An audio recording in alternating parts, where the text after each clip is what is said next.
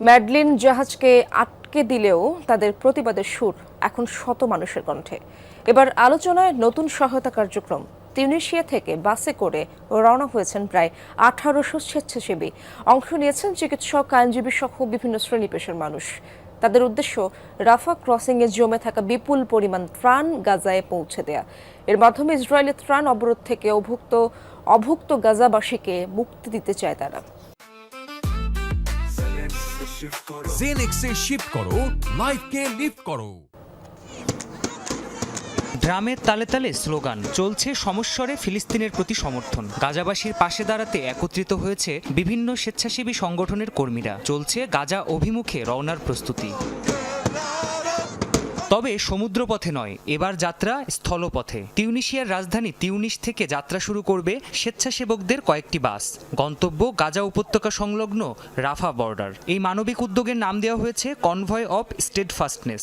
উদ্দেশ্য গাজা উপত্যকায় ত্রাণ প্রবেশের অবরোধ ভেঙে ফিলিস্তিনিদের কাছে সাহায্য পৌঁছে দেওয়া।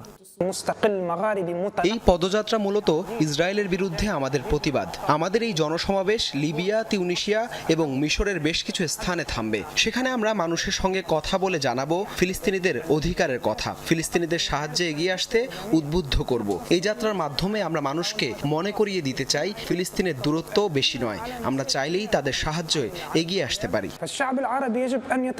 কনভয়টিতে রয়েছে বড় একটি চিকিৎসক দল। গাজার হাসপাতালগুলোতে জরুরি চিকিৎসা সহায়তা প্রদান করবেন তারা। প্রতিনিধি দলে আছেন আইনজীবীরাও। এটি একটি মানবিক সংহতির কনভয় যা ফিলিস্তিনিদের ন্যায়ের পক্ষে লড়াই করছে। ভূমিপথে এটি তিউনিশিয়া থেকে যাত্রা শুরু করে রাফা ক্রসিং এর দিকে এগিয়ে যাবে। পথে লিবিয়া আর মিশরের ভাইয়েরাও যোগ দেবেন। এই কার্যক্রমের মাধ্যমে বৈশ্বিকভাবে ফিলিস্তিনিদের অধিকার আদায়ে মানুষের অংশগ্রহণ আরও বাড়বে।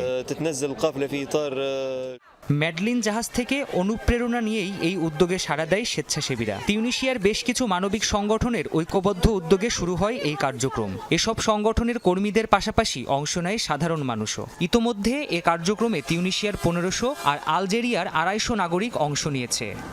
এই কনভয় তার লক্ষ্য অর্জনে অটল থাকবে বলে বিশ্বাস করি। ম্যাডলিন জাহাজের মতোই আমরা ফিলিস্তিনিদের পাশে থেকে দৃষ্টান্ত স্থাপন করতে চাই। ইসরায়েলের কট্টরপন্থী সরকার এটাই ভয় পায়।